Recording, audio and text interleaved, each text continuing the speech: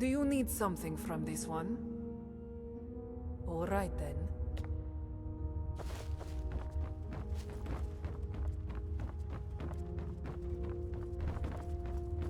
You there. Where did you come from? What are you talking about? I've never met you. You're a strange one, aren't you? Now, are you going to tell me why it looked like you just came out of the Jarl's private lake house? Yeah, well, just make sure you don't get lost in anyone else's home. Live by our laws here, and we'll all get along just fine.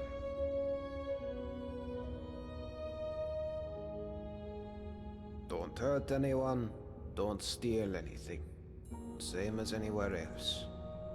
Only the punishment here is much, much worse.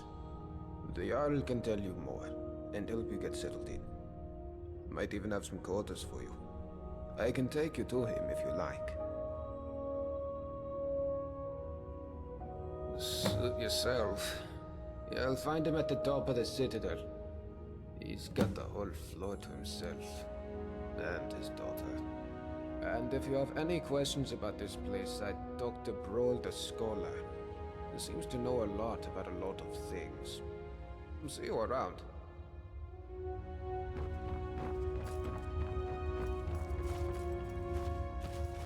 Welcome, love. Look, we're not supposed to talk to newcomers until they've seen the Jarl.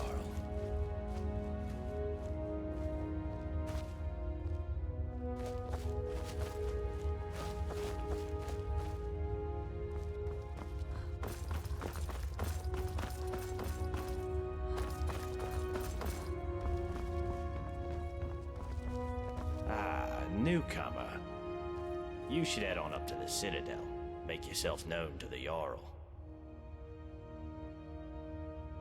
Time travel. You know, as it happens, I do. It was a great obsession of mine for years after my wife passed. I thought if I could go back, I gave up on that idea a long time ago. But recently the Jarl has asked to see my research notes. How strange that you should now take an interest too. Can I ask what the nature of your interest is in this unusual subject? I don't quite know what to say to that. How can I put this charitably? Perhaps you're tired and emotional and need some rest. But I always enjoy discussing my theories with a receptive mind. So I'll humor you. What did you want to ask? For argument's sake, if you found yourself in that position, you'd have only two options. To live out your days in the past, or force a paradox. A paradox, you see, would involve changing the past so as to prevent the events which caused you to travel back in time in the first place. But you'd be taking a big risk by doing that. Who knows what the consequences would be? Some say that whatever you do, it will lead you right back to the future that took you back in time in the first place. An eternal loop, if you will. But me, I believe that creating a paradox should fling you back to your original time, having changed the past for you and everyone else. Well, let's say for argument's sake that you really have traveled here from the future. You could create a paradox in a few different ways. Essentially, you could do anything that would remove your means or motivation to return to the past. For example, you came here to achieve some goal. Achieving that goal would mean you will never have been motivated to come here. A paradox.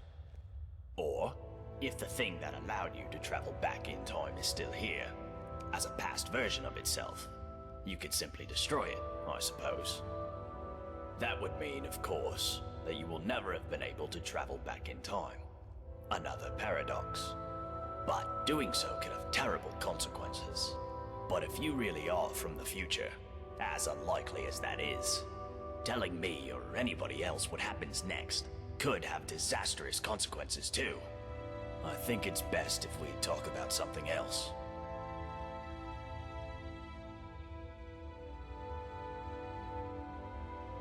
Brilliant.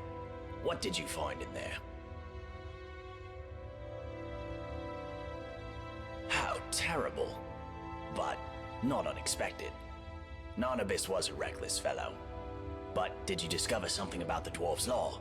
Some relic or text? Farewell. Come back if you think of any questions.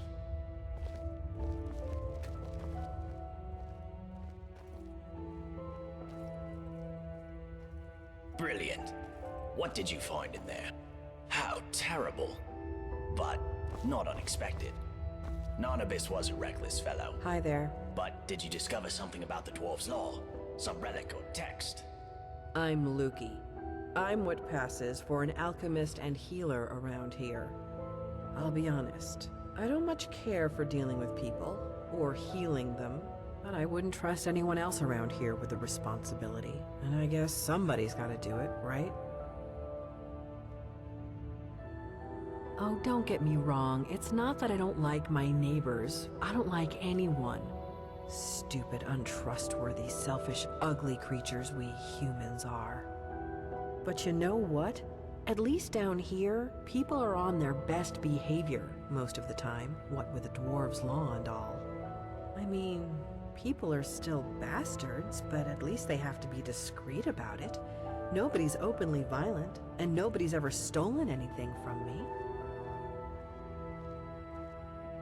There isn't one. This place is like a firefly trap. One way in, no way out. Could be worse, though. You could be living in bloody Skyrim. All right. See you soon, neighbor.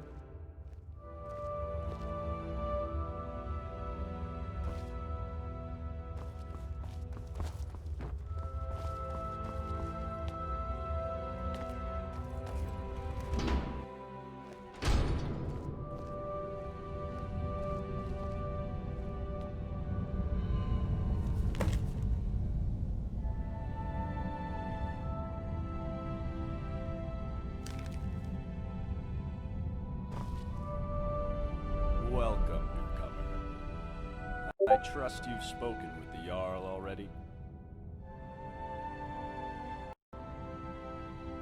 I'm Habik. I live out back with my wife, Miranda. We used to live in solitude, but, we had to leave. Found this place by accident, like most. The Jarl needed someone to mind the store. So I volunteered. Doesn't make any money, of course. Not enough customers.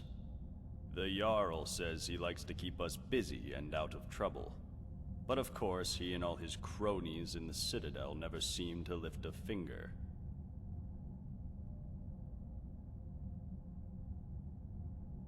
Our son was working at my stables outside the city. He was alone when he had a visit from some Imperial, a cousin of the High King. This Imperial thought he'd just take one of the horses as a tithe. Guess he didn't think a 12-year-old boy was going to stop him. But Limar wouldn't stand for it. And as the thief rode off, my son managed to shoot an arrow into his shoulder. But I wasn't there at the time. I came back from the market to find my son's body, trampled in the dirt. It was... I can't begin to describe it. I was shattered. I went straight to Torig's court and demanded justice. But I guess that word doesn't mean much to an Imperial. Instead, he seized my stables and told me if I ever set foot in Solitude again, my wife and I would end up the same way as Limar. So we left. Wandered Skyrim for a while, and eventually wound up here. I was hoping this place would be better. I was wrong.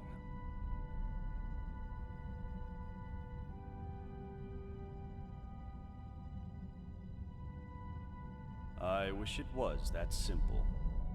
But with the dwarves' law, everybody here is terrified of doing anything wrong, in case it gets us all killed. The dwarves wrote, "The many shall suffer for the sins of the one." But we don't know what they meant by sin. Theft. Violence, probably. But maybe they meant all sorts of things, like dishonesty or disobedience to the Jarl. That's what Metellus would like us to think, anyway. So I could ignore his orders. Sure. I could even lead an uprising against him. Gods know most of us are sick of him, but I'd be risking the lives of everyone here, and I just don't want to be responsible for that. So here I am, running my shop. Could be worse.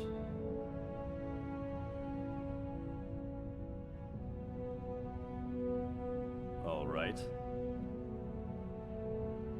No, I don't. But I'd wager that if anyone does know a way out, it's the Jarl. But of course, if he told anyone, he'd be ruling over an empty city. Ah, you saw my notice then. What about it? Thank you. The ring belonged to my son, Limar. He wore it everywhere. He told me it was a gift from a strange wood elf he met in the forest once. It was the only thing I had to remind me of him. But a while ago, I dropped it down the stairs in my shop, and it rolled under a door at the bottom. The trouble is, I've never been able to unlock the door, or work out what's down there. But I'm sure it's possible, because I hear noises down there. So I'll bet that somebody, somewhere in the city, knows a way down there. And who knows what else you'll find once you get in.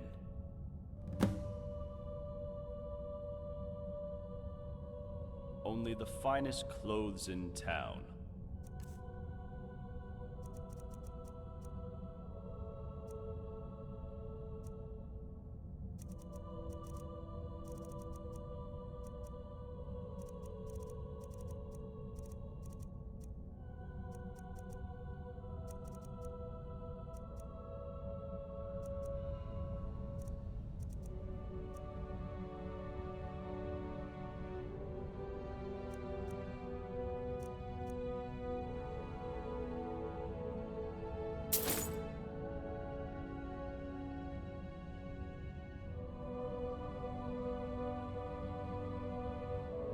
Right?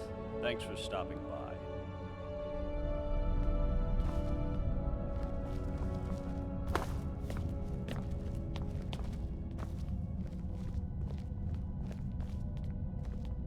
What is Welcome, this? newcomer. An entrance to the underground tunnels? Why would this be here?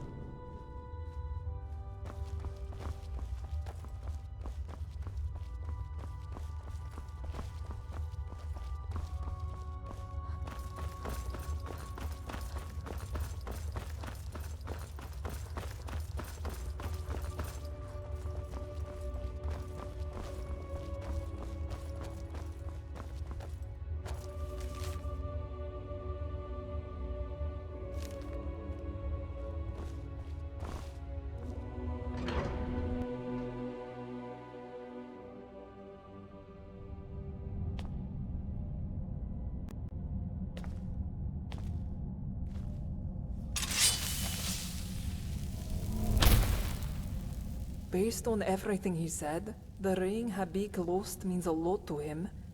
We should see if we can find it when we have a chance, yes? Then let us continue.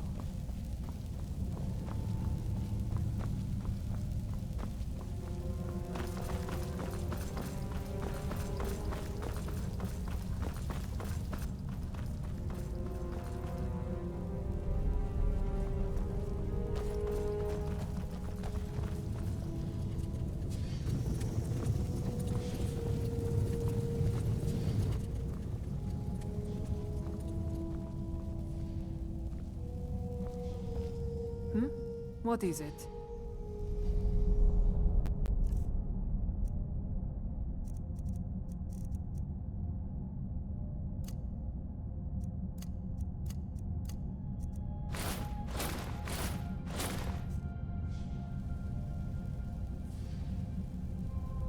You know, at a glance, you look like the real thing. A walking, talking Dwemer. Or one with a tail, at least. Just don't go disappearing, yes? We follow then.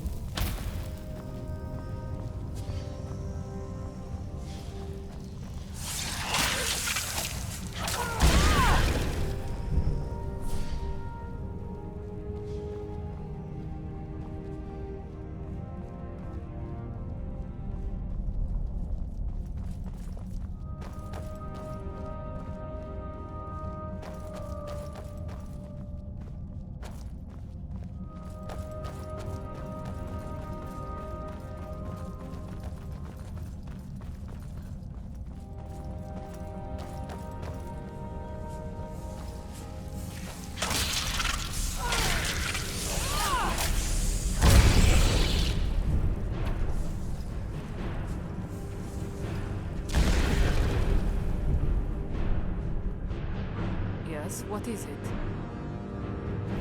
Lead on, friend.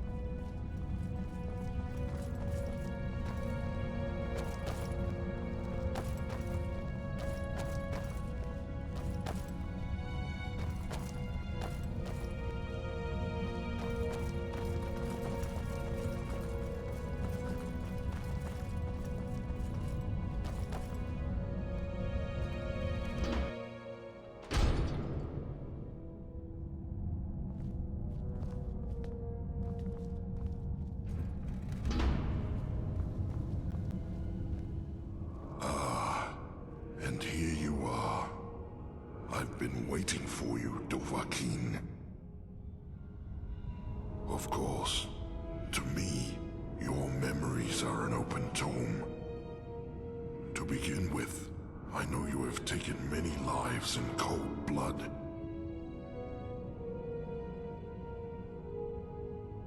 And I know you have dabbled in petty thievery, stealing the meager possessions of your own kind.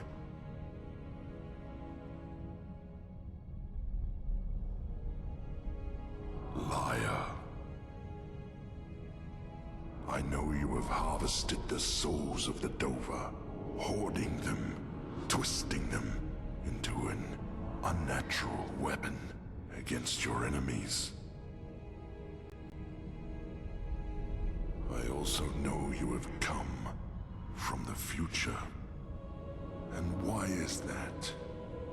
Is your desire for power so great that you would break even the laws of time for it? It makes no difference. You will not take it from me. You would not be so foolish as to break my law.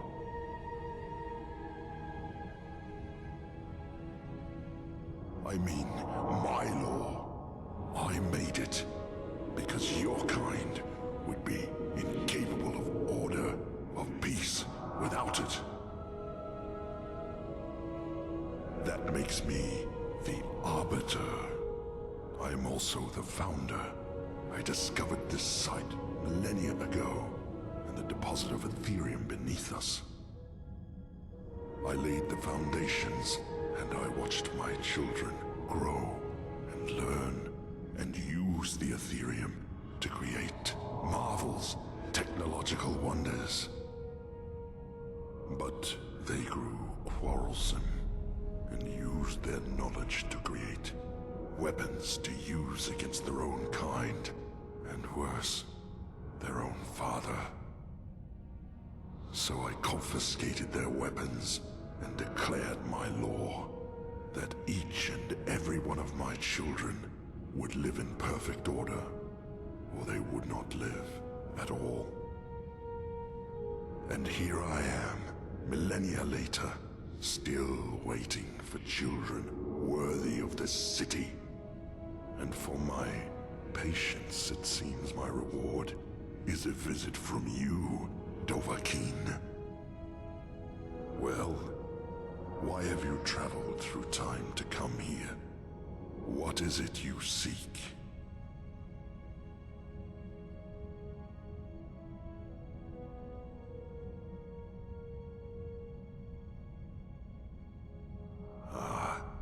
If only you could read my memories as I read yours.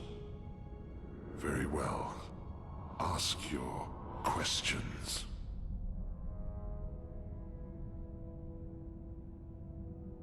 "2,000 years in your terms. But time is different down here. I count time in waves, generations, civilizations. You and your kind up above are number 322. You flock here, your kind, like moths to a flame, driven by greed and the lust for power. You are warned about my law, and when you disobey, and you always disobey, you force my hand, bringing death upon yourselves. So you ask if I am the one killing your kind, and I say no, you kill yourselves. I am merely the means by which you do it. You wish to be ageless, like me. In truth, time passes differently in here. It would take an eternity just to explain it to you. So I see. Now, state your purpose here.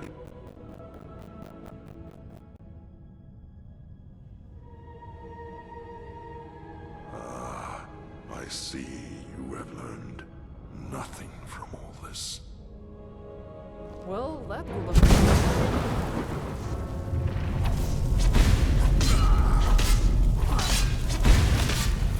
Excellent. Impossible.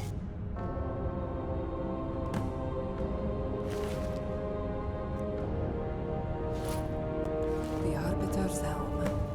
It would be nice if there were more time to marvel at it, but it sounds like the walls are about to come down. We should leave.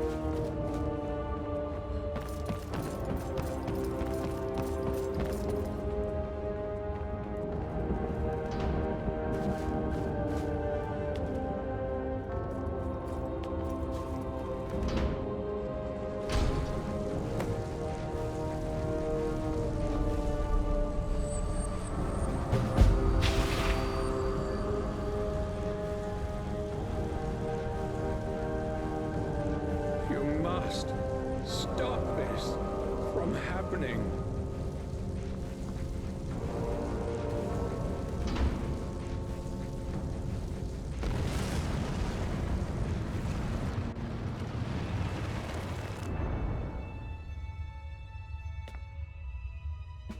Back here again. Please tell Makara you have a plan, yes? That we are not going to end up dead under that tree, the same as Ultreus. The Arbiter. He was a real Dwemer, wasn't he? And we killed him. Killed him and took his helmet right off his head. Oh, a bit shocking to think about. Alright then.